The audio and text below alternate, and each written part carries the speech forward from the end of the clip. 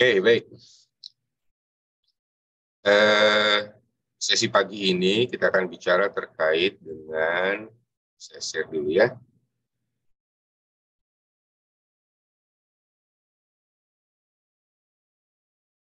Sudah kelihatan ya?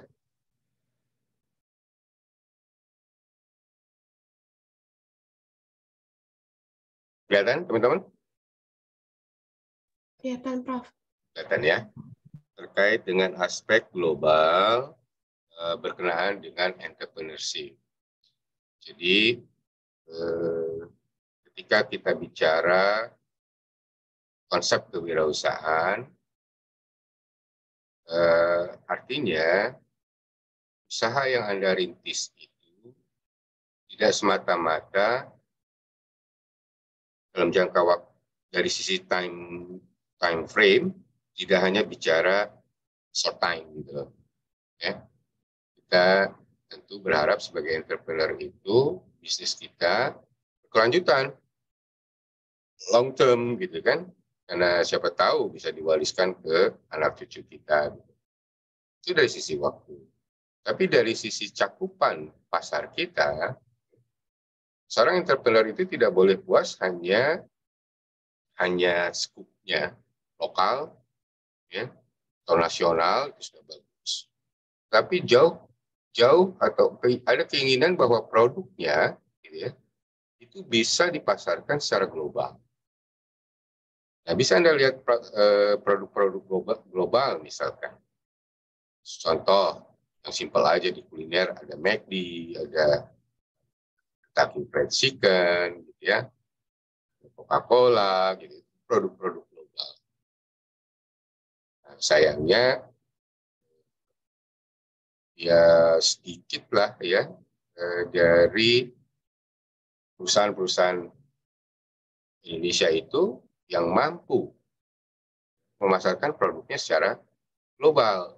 Ya. Belum ada kita dengar. Ya. Yang ada kan didominasi pasti produk-produk dari Amerika, misalkan Microsoft untuk software gitu ya, atau IBM untuk komputer misalkan. Nah, belum ada merek-merek dari Indonesia itu yang bisa berhasil tembus ke pasar global. Nah, harapannya sebetulnya para entrepreneur kita itu dipacu untuk bisa memasarkan produk-produknya secara global. Tapi memang tantangannya cukup apa ya, sulit lah gitu ya untuk bisa produk kita ini diterima oleh pasar global. Ya. Karena bicara standarisasi, kualitas, harga, itu tidak mudah gitu. Nah, sesi kali ini kita akan bicara terkait dengan aspek global dari apa namanya entrepreneurship ya, kewirausahaan. Pertanyaan mendasar, mengapa harus global gitu loh? Toh dengan pasar domestik saja kita sudah cukup puas. Artinya usaha kita tetap berjalan lancar gitu kan. Di samping fakta misalkan jumlah penduduk di Indonesia itu hampir 265 juta. Ngapain kita melirik pasar global gitu, atau pasar internasional? Sementara misalkan kebutuhan untuk domestik saja belum tercukupi. Jadi pertanyaannya, why? Global. Nah, nggak bisa jadi gitu ya. Pasar di dalam negeri itu mengalami penurunan. Karena ada satu titik jenuh misalkan. Orang tidak berminat lagi mengkonsumsi produk yang kita tawarkan. Bisa jadi kapasitas atau daya beli masyarakat nasional itu sedang menurun. Ini satu alasan mengapa kita harus global. Ketika terjadi penurunan permintaan domestik, ya mau tidak mau kita harus melirik pasar luar negeri.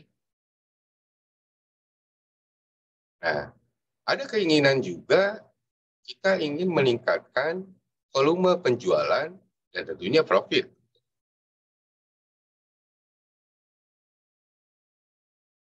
Satu ciri seorang entrepreneur itu tidak puas dengan apa yang saat ini dihasilkan. Dia akan selalu termotivasi untuk meningkatkan. Jadi kalau misalkan kita sudah untung 1 miliar misalkan tahun ini, nah seorang entrepreneur sejati itu terus akan berpikir dan berupaya bagaimana di tahun depan 1 miliar itu meningkat menjadi 2 miliar, 3 miliar, dan seterusnya. Ya. Nah, tapi kan realistis juga kalau misalkan pasar domestik itu pangsanya sudah terbatas, gitu kan, kita sudah sulit untuk meningkatkan lagi volume penjualan, maka tidak ada cara lain kita melirik pasar luar negeri. Ya. Nah, dengan demikian, jika permintaan pasar luar negeri itu berkembang atau tinggi, mau tidak mau volume penjualan produk kita juga akan meningkat. Dan secara otomatis tentunya profit juga, harap potensi profit juga akan meningkat. Kemudian ada alasan lain, extend product life cycle. Jalur hidup produk. Jadi produk itu punya masa hidup. Kalau Anda baca buku-buku entrepreneurship atau manajemen, gitu ya, produk itu cepat usang, apalagi produk-produk yang berbasis teknologi, seperti handphone misalnya. Ya. Waktu diluncurkan, wah orang euforia, gitu kan. Tapi seiring perjalanan waktu, apalagi di produk yang seperti gadget, itu biasanya ada masa tertentu dia akan menurun permintaannya. Itu yang disebut dengan siklus produk. Siklus produk itu ibarat manusia, ya, dilahirkan, kemudian masa pertumbuhan, kemudian masa dewasa, mature, ya, kemudian masa decline. Jadi saya bilang ibarat manusia, lahirkan sebagai bayi dan beranjak dewasa, beranjak remaja, dan membina rumah tangga, dianggap sudah dewasa gitu. Pada akhirnya ya maksimum usia manusia itu kan ya rata-rata 60 tahun lah misalnya. Kalau manusia ya tidak, itu sudah kodratnya, kalau sudah mendekati masa ajal ya tidak bisa istilahnya perpanjang lagi usianya. Tapi kalau produk bisa ketika pada saat puncaknya mature, gitu ya. Nah ini tergantung strategi. Kalau strateginya tidak pas, maka produk itu akan decline dan dilupakan oleh masyarakat. Tetapi kalau strateginya tepat, produk itu akan kembali bertahan. Gitu loh. Nah, memasuki apa istilahnya masuk ke pasar global, akses ke pasar global itu bisa memperpanjang masa hidup dari produk yang kita tawarkan. Karena kan mungkin bisa jadi pasarnya baru lagi kan, konsumennya juga baru, gitu ya. Bisa jadi daya beli ekonomi masyarakatnya di pasar global itu baik dibandingkan pasar domestik. Nah, kemudian alasan lain lower manufacturing cost. Saudara bisa bayangkan misalkan, kalau produksi atau pabrik kita yang berproduksi barang, katakanlah pengusaha Amerika misalnya, memproduksi barangnya, kemudian lokasi pabriknya itu di Amerika. Ya saudara tahu sendiri, upah tenaga kerja di Amerika atau negara-negara maju itu kan cukup tinggi. dibandingkan negara-negara berkembang. Maka biasanya untuk mendekati pasar tertentu, pengusaha tersebut punya strategi, ya sudah kalau gitu investasi aja di negara mana pasar produk kita akan dipasarkan. Misalkan ambil Indonesia. Nah, ya teliti upah buruh di Indonesia itu kan mungkin masih ya jauh lebih rendah dibandingkan dengan upah buruh di Amerika. Maka dengan membangun pabrik di negara berkembang, ada efisiensi, kan? Ada penghematan biaya. Pertama misalkan, bayangkan kalau produksinya itu di Amerika, lalu pasarnya itu di Indonesia.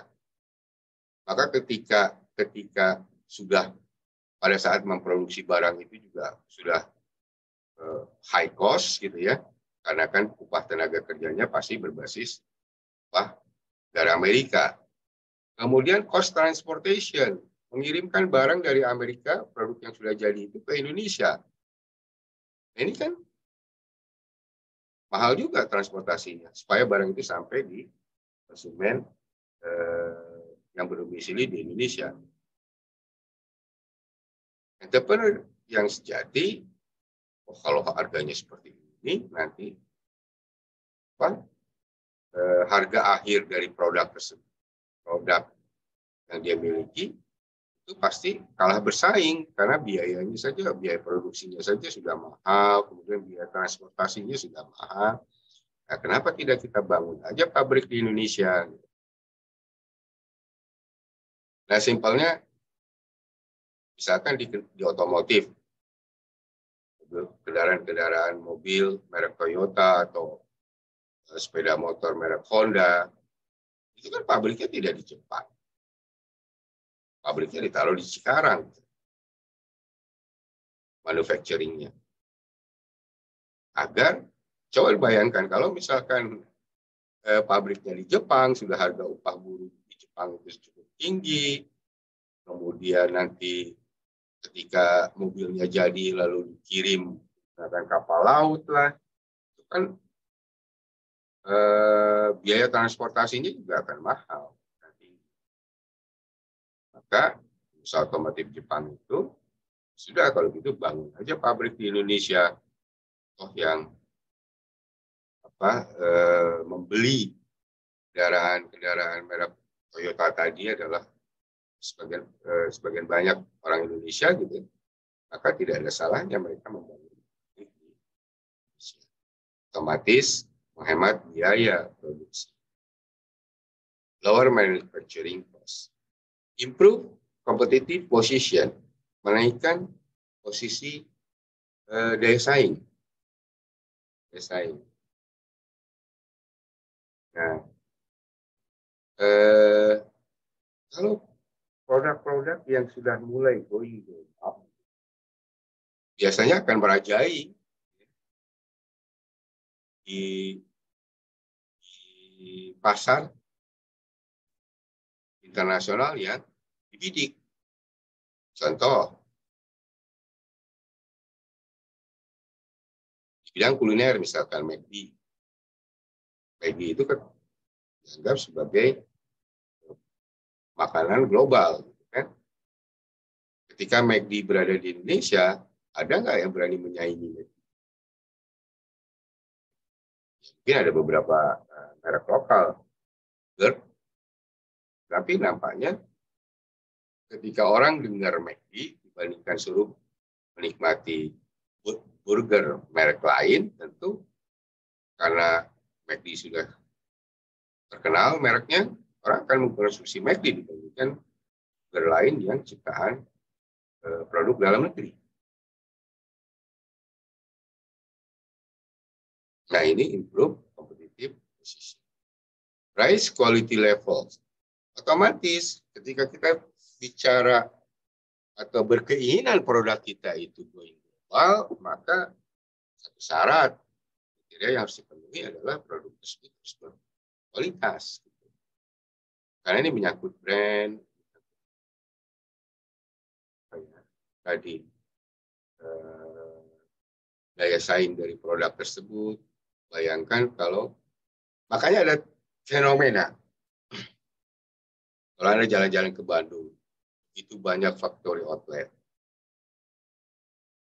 Di factory outlet itu dijual barang-barang yang bermerek. Kan? Apapun merek luar negeri, selama ini kita pikir mahal, itu ada di factory outlet. Ya. Tetapi konsep factory outlet itu adalah barang-barang reject, barang-barang yang tidak, atau produk-produk fashion yang tidak memenuhi kriteria untuk ekspor. Ada cacat lah istilahnya.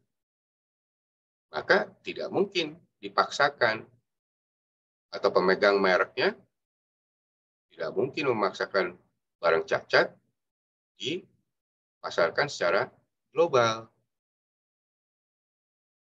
Maka disitulah pengusaha-pengusaha factory outlet main, gitu ya. Harganya jauh miring, ya.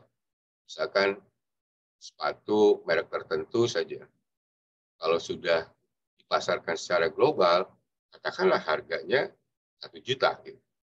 Tapi ketika di factory outlet dengan merek yang sama, tetapi ada sedikit cacat, misalkan karena tidak sesuai dengan standar ekspor, kualitasnya, maka harganya bisa jauh lebih miring, misalkan 30% dari harga aslinya. Dengan 300.000, kalau tadi misalkan kalau produk itu sudah lolos kualitas ekspor, harganya 1 juta, tapi di factory outlet kita bisa menemukan produk yang sama, ada cacatnya, itu bisa harganya 300.000 misalnya. Alasan lain, become more customer oriented. Karena biasanya masing-masing customer di satu negara itu perilakunya berbeda-beda. Tergantung culture juga sih. Kadang-kadang culture itu berpengaruh terhadap bagaimana orang mengkonsumsi satu produk. Nah, mau tidak mau perusahaan global itu harus bisa menyesuaikan dengan keinginan pasar internasionalnya. Contoh, kalau Anda beli McD di restoran McD yang ada di Australia, itu diketawain kalau Anda minta saus sambal gitu ya. Karena orang-orang Australia itu tidak suka yang pedas. Orang-orang barat itu tidak suka yang hot chili gitu. Tapi kalau di Indonesia, misalkan Anda mengkonsumsi McD atau KFC tanpa saus sambal gitu ya, yang pedas, rasanya kok kurang lengkap gitu. Karena selera selera mengkonsumsi makanannya orang Indonesia itu berbeda dengan negara-negara barat.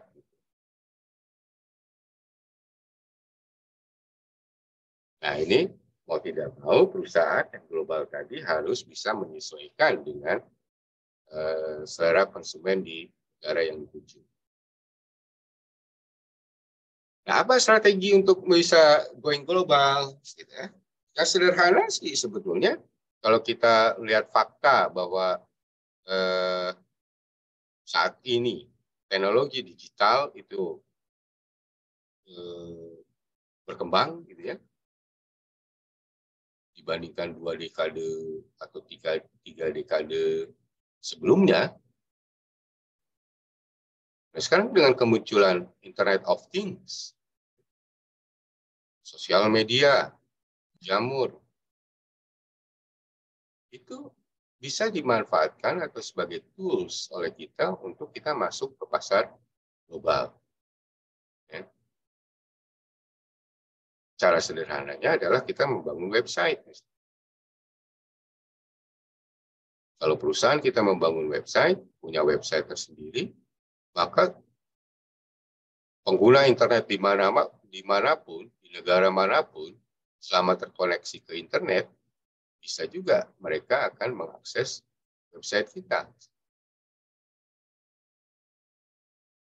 Artinya dengan dengan memanfaatkan website ini, mau tidak mau jangkauan pasar kita, potensi buyers kita tidak semata-mata di level domestik. Karena internet itu kan tanpa batas, tanpa waktu, tanpa jarak gitu ya. Semua orang bisa akses gitu, selama terkoneksi ke internet. Strategi yang pertama. Nah, coba Anda lihat, ya, ini memang karena bukunya buku ditulis oleh penulis Amerika, maka data statistik pengguna internetnya ini menggunakan data-data pengguna internet di dunia. Misalnya, lihat saja Asia, misalkan Asia itu karena jumlah penduduknya itu punya data 31,6% dari total penduduk Asia itu guna internet. Ya. Latin Amerika, Amerika Latin, 5,3%. Amerika Utara, termasuk Amerika sendiri, itu 31,3%. Eropa sendiri 28,9%. Jadi kalau melihat peta seperti ini, maka website itu secara ampuh untuk bisa menjangkau calon konsumen ini. Ya. Nah, ini sebenarnya datanya tahun 2002. Jadi kalau sekarang ini sudah lebih banyak lagi karena jumlah penduduk dunia itu diperkirakan saat ini 6 miliar lebih. Ya, 6 miliar lebih. Tinggal Anda coba kalkulasikan saja, misalkan Asia aja 31,6%. Artinya 31,6% dari 6 miliar itu bisa mendekati angka 2 miliar. Bahkan lebih kalau kita lihat Cina saja sudah mendekati angka 2 miliar. Ya, Indonesia. Gitu. Nah, langkah-langkah yang pendekatan evolution ada 3 tahap ya untuk bisa going global itu. Pertama, connecting to email. Saya sudah belajar digital marketing, di mana email salah satu tools untuk kita bisa memasarkan produk-produk kita. Jadi email itu bukan semata-mata sebagai alat korespondensi saja, tetapi bisa dimanfaatkan untuk men-trigger orang mau mengkonsumsi barang kita. Using the web to conduct international market research. Jadi sebelum kita membangun web, ya, untuk produk kita sendiri, kita searching dulu, kita riset dulu web-web yang menawarkan produk sejenis dengan kita. Ya. Sebentar ya, saya ke toilet dulu.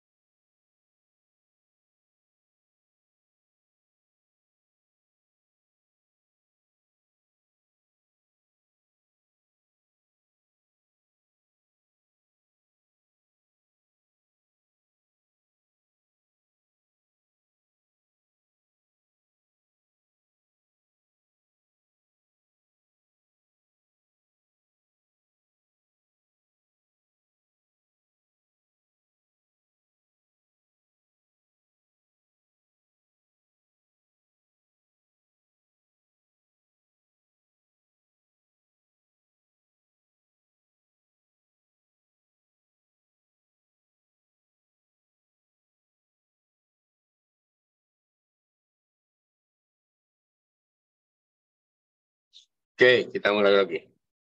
Ya. Kemudian building a globally accessible website. Yang paling penting bahwa website kita yang kita bangun itu memang bisa diakses secara global. Gitu. Tapi ya teknologi memang memungkinkan itu. Artinya selama website Anda itu minimal menggunakan bahasa Inggris, ya otomatis bisa diakses seluruh global, gitu ya. Tapi kalau website Anda itu dalam bahasa Indonesia, ya, bisa dibayangkan paling yang akses orang Indonesia aja, gitu kan. Atau ya seputaran Malaysia yang mengerti bahasa Indonesia atau Brunei. Tapi kalau website Anda itu dibangun dalam bahasa Inggris, menggunakan bahasa Inggris, ya otomatis bisa diakses secara global.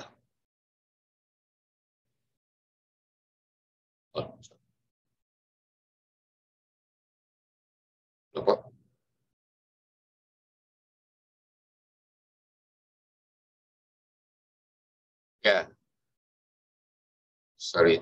Ini hanya penjelasan-penjelasan terkait bagaimana sih sebetulnya untuk going global. Ya, tadi sudah launching a worldwide website. Ya. Relying on trade intermediary. Kadangkala kalau kita masuk ke pasar internasional, kita harus bisa membangun networking dengan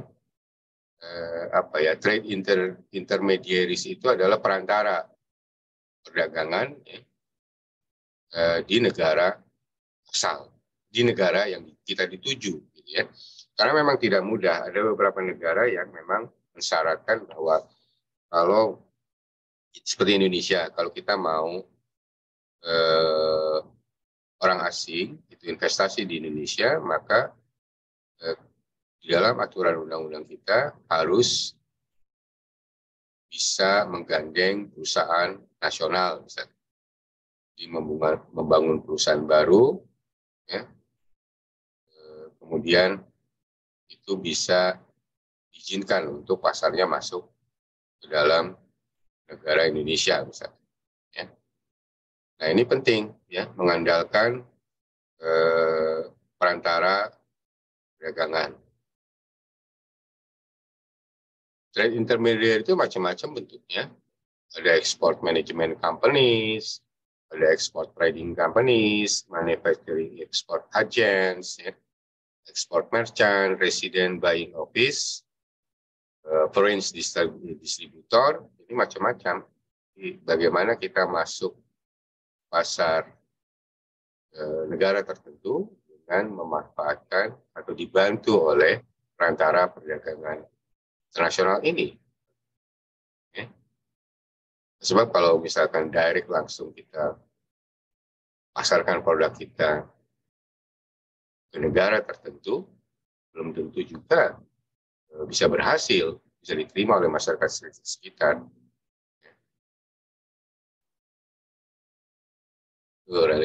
Joint venture, bisa ada cara lain. Misalnya, tadi saya katakan membangun perusahaan bersama ya,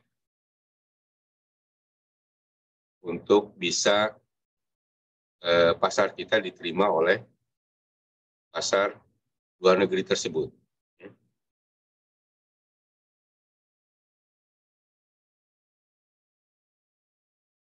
Joint venture itu macam-macam.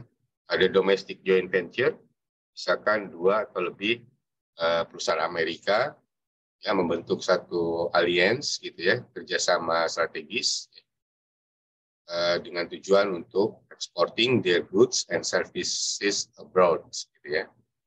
Jadi joint venture-nya dengan perusahaan nasional gitu ya. Ada juga foreign joint venture, a domestic firm form an alliance with a company in the target nation.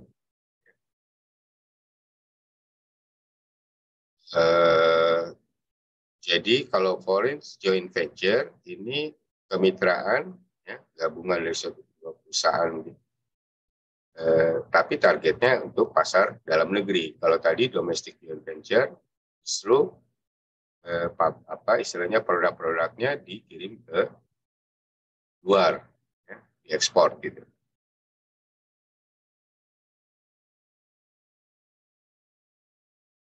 joint venture. Ada foreign licensing. Ya.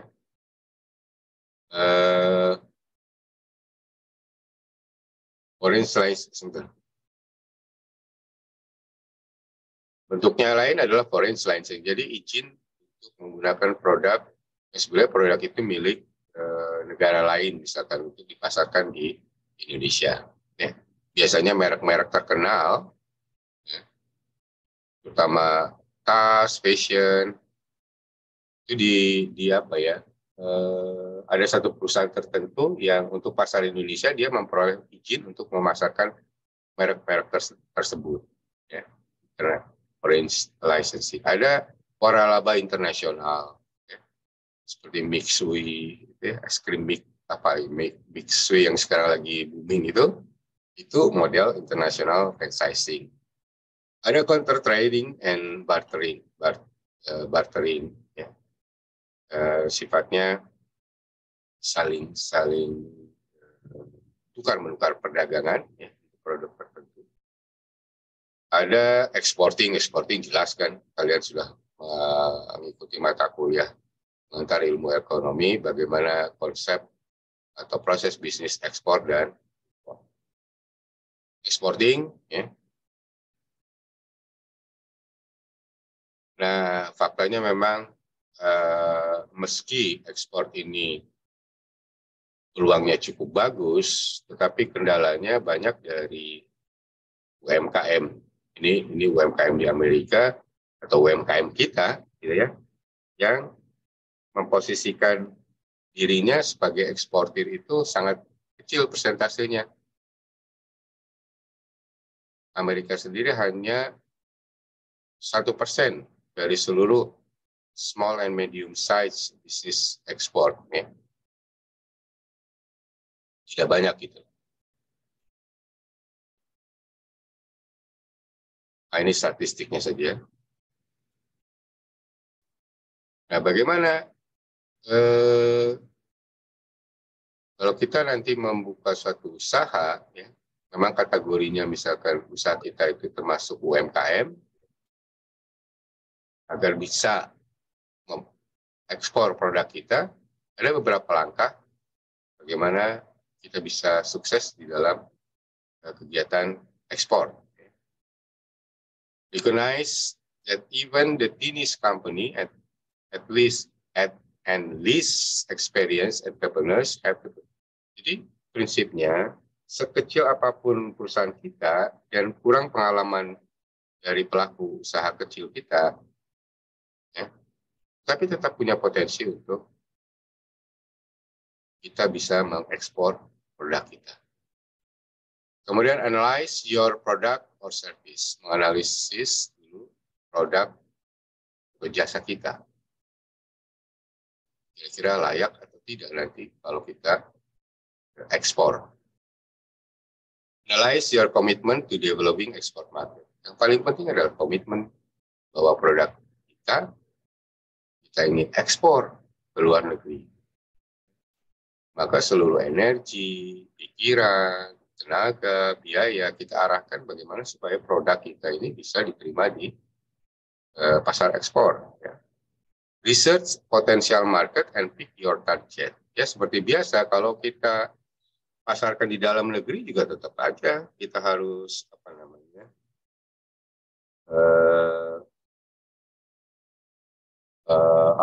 melakukan riset pasar, gitu ya, karena tidak mungkin dilakukan tanpa riset pasar yang jelas.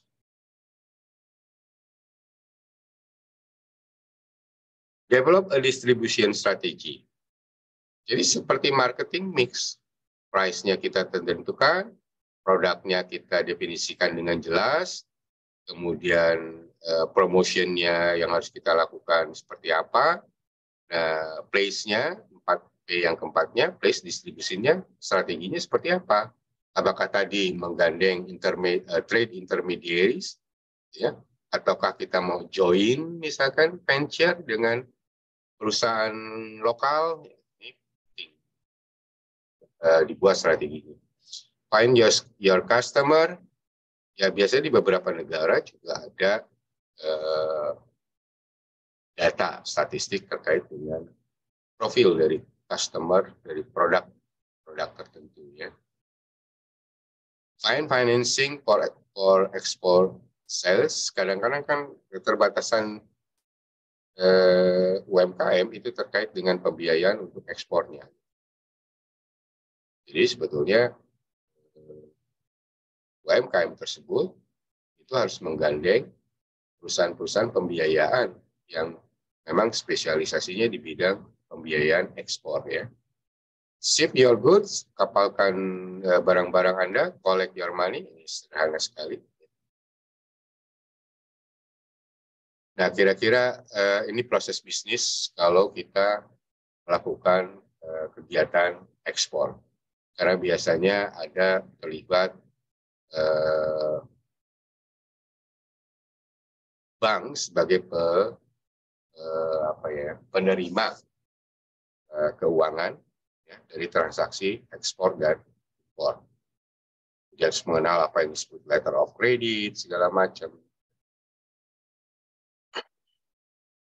Nah, kalau di pasar domestik tidak ada proses seperti ini. Banknya juga bank biasa aja yang menerima, yang memang rekening kita dicatatkan di bank tersebut, gitu kan. Tapi kalau ekspor impor biasanya ada istilah yang namanya letter of credit, dan ini biasanya transaksi devisa itu juga dicatat di sini, sehingga seringkali bank sentral itu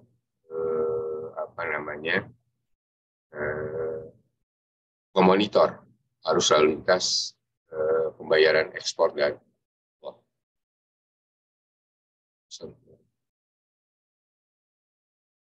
Sporting gitu ya. Nah, tetapi yang perlu diperhatikan juga adalah ada kendala, bukan kendala ya, barriers itu hambatan yang terjadi kalau kita melakukan perdagangan internasional. Ada domestic barrier, hambatan domestik, misalkan sikap kita sendiri bahwa kita terlalu pesimis ya, bahwa my company is too small to export. Jadi seolah-olah tidak yakin bahwa perusahaan kecil saya ini bisa melakukan ekspor. Nah, attitude semacam ini sebenarnya tadi kalau kita komit mau mengekspor produk kita, hilangkan mindset seperti ini. Lack of information about how to get started, bingung mau dimulai dari mana. Lack of export financing, kesulitan di dalam mendapatkan mitra pembiayaan untuk bisa melakukan kegiatan ekspor ini. Nah, sementara international barrier-nya ya seringkali ada beberapa negara melindungi, memproteksi perekonomian dalam negeri atau memproteksi misalkan UMKM ya, ingin menumbuh kembangkan UMKM supaya bisa bersaing gitu ya. Sebab kalau tidak diproteksi UMKM ini habislah digilas oleh perusahaan-perusahaan besar gitu ya. Maka beberapa negara ya, Anda di pengantar ilmu ekonomi pasti tahu apa yang namanya tarif ya, kuota, embargo gitu ya. Tarif itu adalah pajak yang ditetapkan oleh pemerintah setempat terhadap satu produk atau barang yang diimpor ke negara tersebut. Kalau tarifnya tinggi, gitu ya, biasanya itu ada berarti polisinya adalah melindungi produk tersebut agar produk luar negeri jadinya mahal, gitu loh. Ya, kalah bersaing dengan produk dalam negeri. Nah, itu salah satu proteksi perlindungan terhadap UMKM kita. Ya, untuk produk tertentu bisa saja pemerintah Indonesia meninggikan tarif sehingga orang mau masuk tuh males karena tarifnya itu kan tinggi gitu ya. Kuota pembatasan terhadap jumlah produk yang diperbolehkan masuk ke Indonesia. Kuota juga sama, itu adalah policy pemerintah, di mana kalau untuk produk-produk tertentu yang harus dilindungi supaya tidak kalah bersaing dengan produk asing, maka ada pembatasan jumlah barang yang bisa diimpor ke negara Indonesia. Embargo adalah apa ya?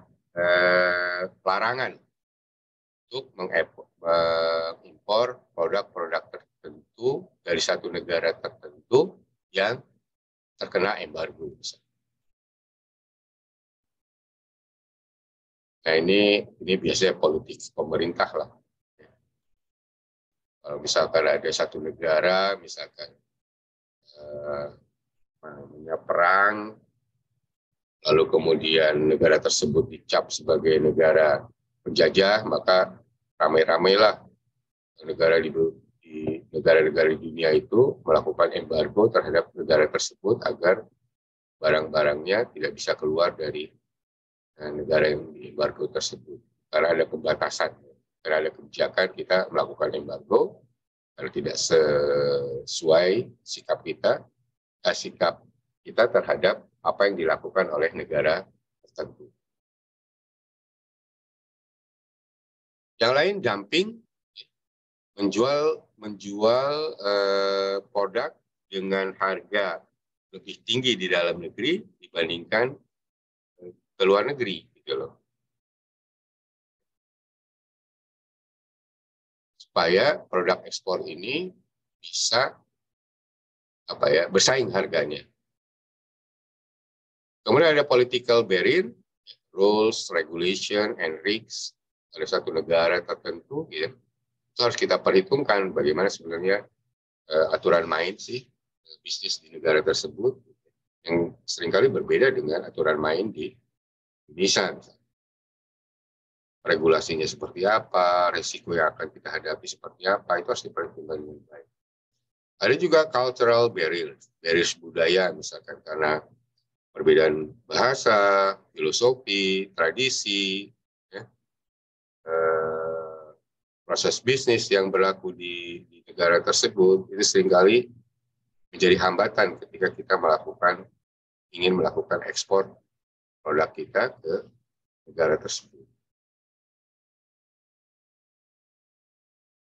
Nah, di dunia ini pengaturan ada semacam perjanjian, ya, pengaturan terhadap perdagangan internasional. Anda pasti pernah dengar nama-nama seperti General Agreement on Tariffs and Trade, agar diskriminasi itu bisa dihapuskan, diskriminasi perdagangan itu bisa dihapuskan karena maka dibentuk General Agreement on Tariffs and Trade.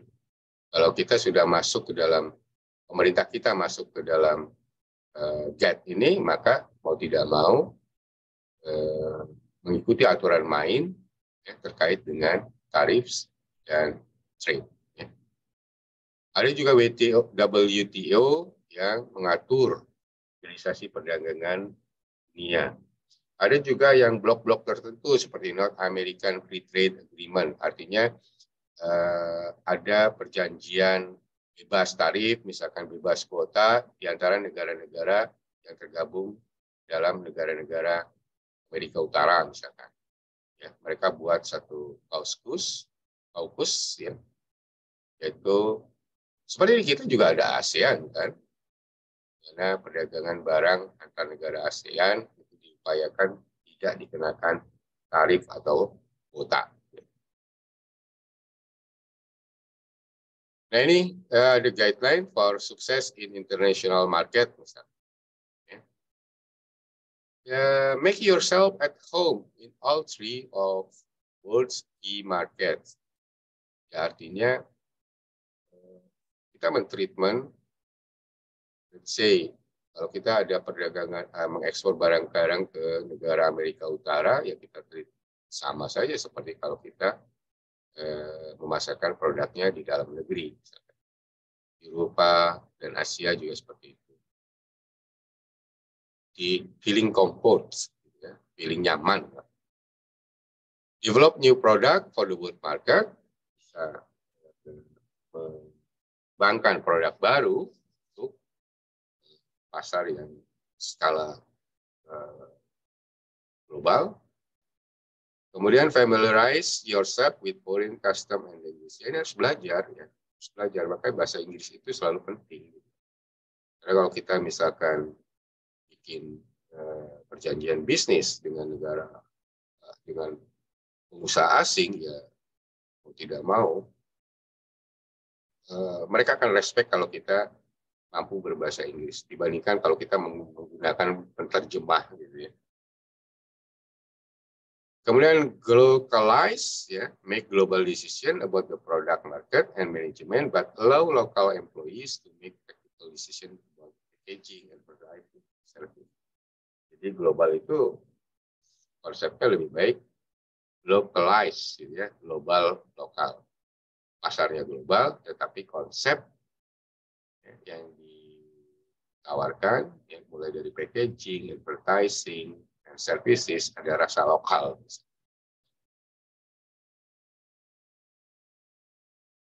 Lanjut, train employee to think globally. Jangan lupa melatih pegawai-pegawai kita untuk berpikir secara global dan send them on international trip. Ya, kadang keharusan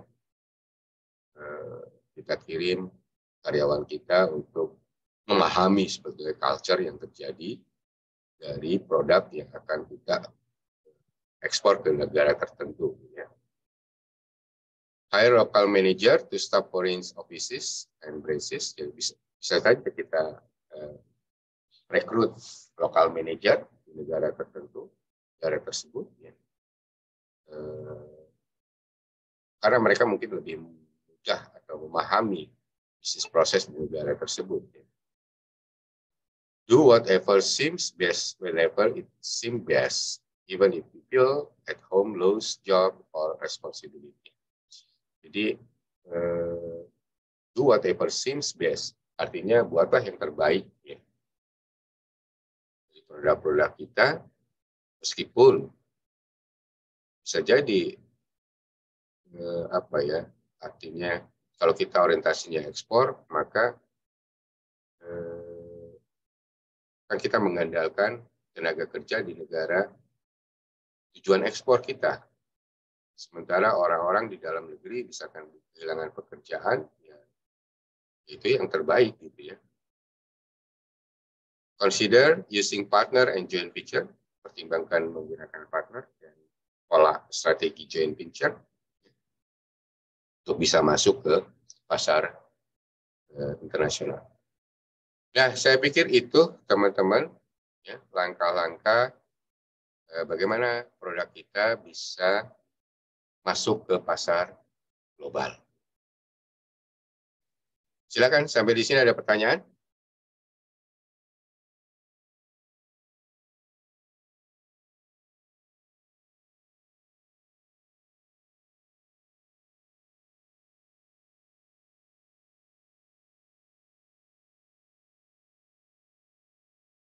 Kalau tidak ada pertanyaan, saya kirimkan dulu PPT-nya nih ke chat room-nya.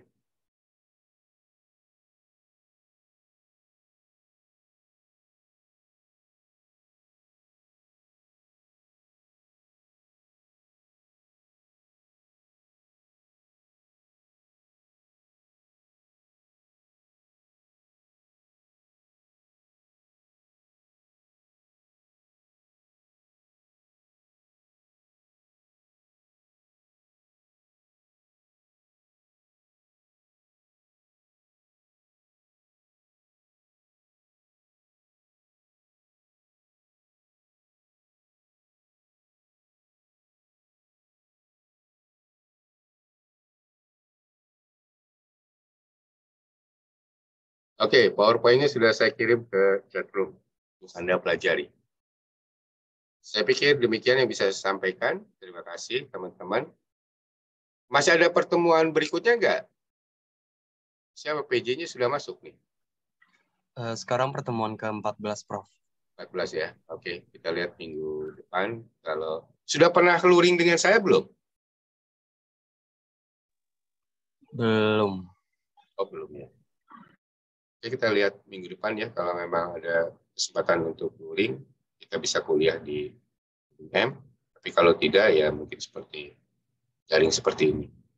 Terima kasih teman-teman juga yang sudah kirim semua video kelompoknya, dan saya lihat memenuhi persyaratan untuk saya mengambil nilai video tersebut sebagai bagian UTS. Ada satu hal, nanti kalau sampaikan ke PJ, kemarin untuk yang esai digital marketing, itu Kirimnya pakai PDF ya?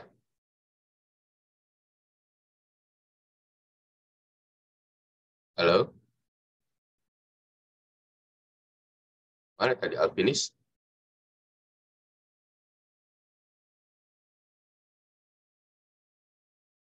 Coba upayakan menggunakan Word ya. Tapi kalau sudah di translate sudah kirim ke Google Drive saya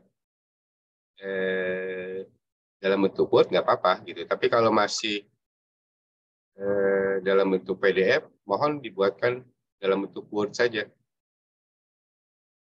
Clear ya teman-teman? Ada yang respon.